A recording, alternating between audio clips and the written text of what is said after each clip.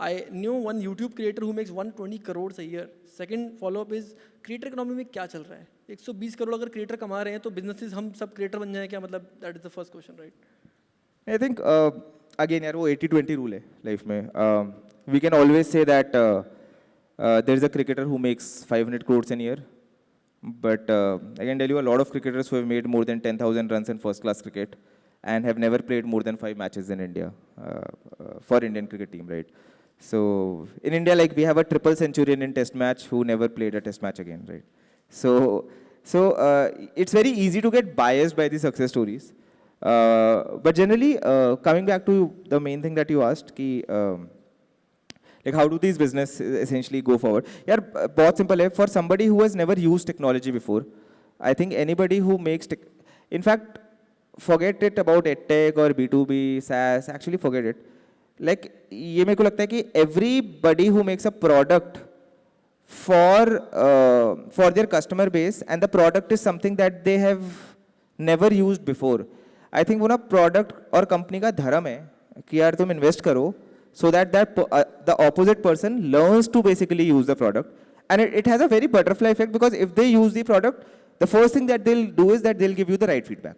ठीक है, बिकॉज यार वो AC में अपने कमरे में बैठ के एक प्रोडक्ट बनाना बहुत ही डिफरेंट चीज़ है, but that is not how products work. Like the real product that works in the market is one जहाँ पे एक्चुअली प्रॉब्लम लाइक कस्टमर की एक्चुअली नीड है, प्लस फिर वो कस्टमर की नीड सॉल्व भी कर रहे हैं, एंड थर्डली वो कस्टमर उस नीड को सॉल्व करने के लिए पे भी करना चाहते हैं, otherwise the product will not sustain. So only in the intersection of these three, इस वेन डायग्राम के तीनों इंटरसेक्शन पे बेसिकली राइट प्रोडक्ट होता है.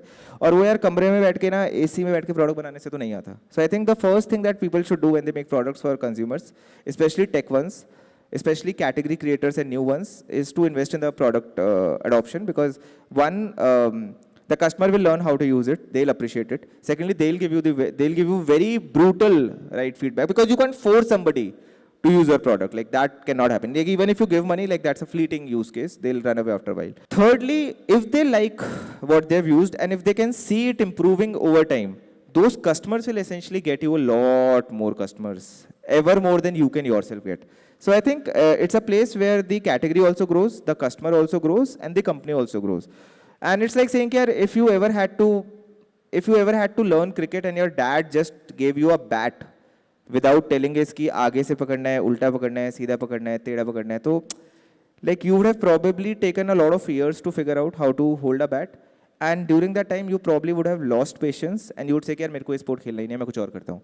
But that is your loss, that is your dad's loss, that's cricket's loss, right? So I think investing in product is not an optionality. Investing in product education, investing in customer adoption, it's not an optionality. It is hygiene in today's world, right? Definitely, definitely.